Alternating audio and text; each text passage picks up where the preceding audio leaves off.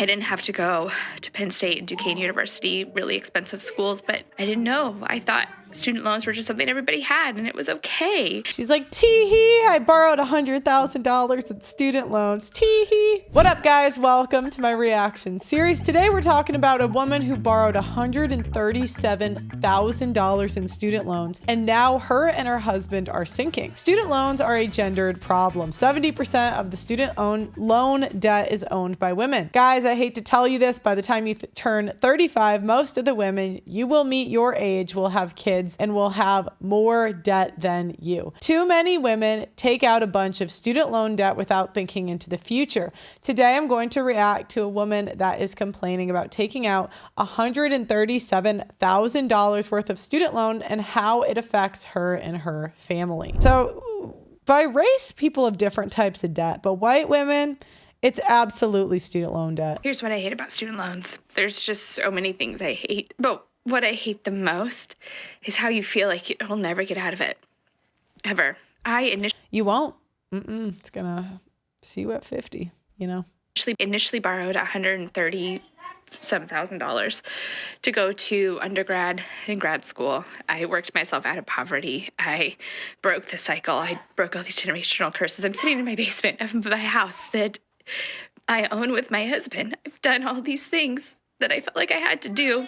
Yes, I could have went to cheaper schools. I really should have been told, no, Kimberly, you cannot borrow this amount of money. You need to go somewhere else. And I would have adapted and I would have been sad about it, but I would have been fine. I would have figured it out. I didn't have to go to Penn State and Duquesne University, really expensive schools, but I didn't know. I thought student loans were just something everybody had and it was okay with the interest. She's like, tee-hee, I borrowed $100,000 in student loans, tee-hee.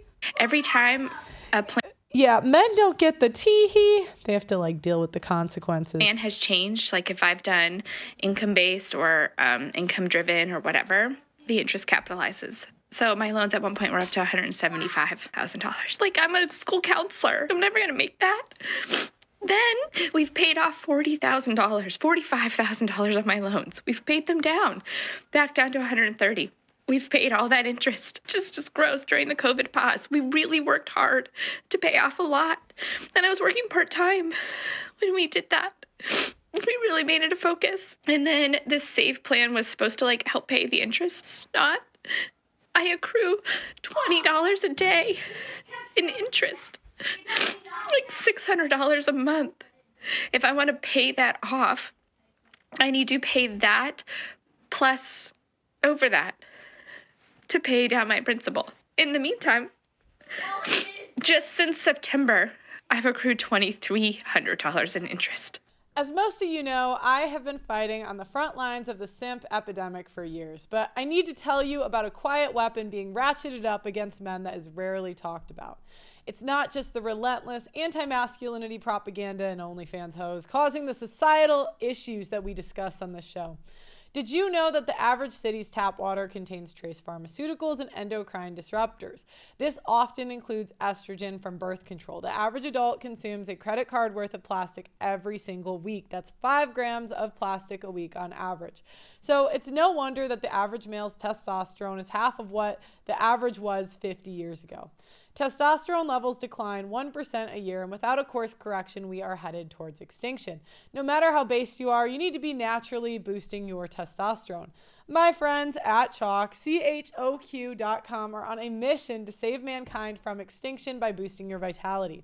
Chalk's Male Vitality Stack contains premium and potent herbs clinically studied to naturally boost your testosterone levels, sperm count, and overall vitality. Just one of the many ingredients in the Male Vitality Stack was studied in double-blind human clinical trials to boost total testosterone 20% in 90 days. When you boost your testosterone, you'll have more mental clarity, you're more capable of making decisions and taking risks. Having high testosterone will also affect your pheromones, so women will find you more attractive subconsciously. Get the Chalk Male Vitality Stack right now on Chalk.com. That's CHOQ.com. Use my name Pearl as your coupon code and you'll get 25% off site-wide on Chalk.com. That's CHOQ.com. My name Pearl is the discount code. Why pay them? Now I am switching to the public service loan forgiveness program because I haven't qualified for it before then, because I haven't worked full time for longer than a year. Like I got we got married and, you know, all this kind of stuff. Shortly after I graduated, my loans were in deferment, and I didn't make the best choices early on because I didn't know. So, yeah, the thing is, I didn't know isn't like a get out of jail free card. Unfortunately, I wish it was, you know. Now, I don't know what my options are. Work forever. Do I sacrifice our family's livelihood to pay these things off? Do I trust that the government is going to come through in 10 years from now? And say that I have these 120 payments and they're going to forgive my loans? Do I really trust that? When we talk about changing student loans, we need to change how interest is accrued at 6%, 6.25% interest. I should have the ability, I have good credit otherwise, other than these awful things that provided me a leg up. I get that.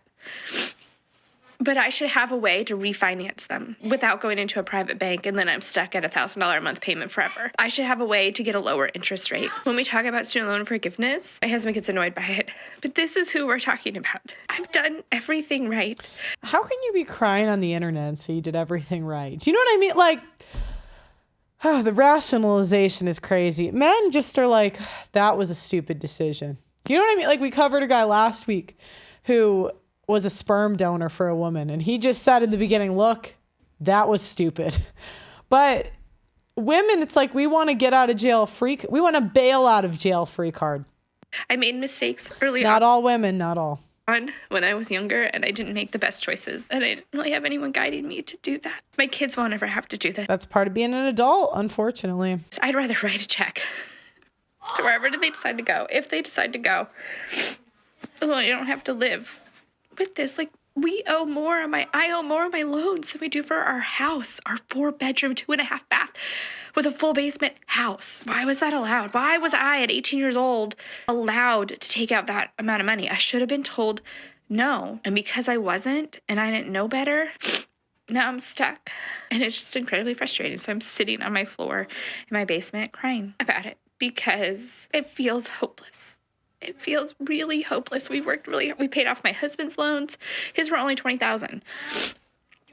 We paid his off.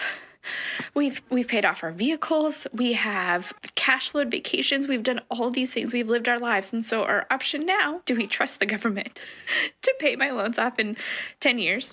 Whenever they get around to switching that, you know, Mahela. I started in August working full-time as a school counselor. Whenever Mahela gets around to processing my application, it's January. Still hasn't happened yet.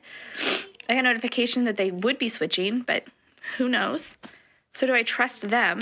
Nope, you got to pay it off. Sorry, it is what it is. Anyways, guys, let me know what you think in the comments. Do you think that the government should step in when it comes to student loans, or do you think there should be a different approach? Does she have a choice? Let me know in the comments. Please like the video on your way out and subscribe to the channel, and I'll see you guys next time.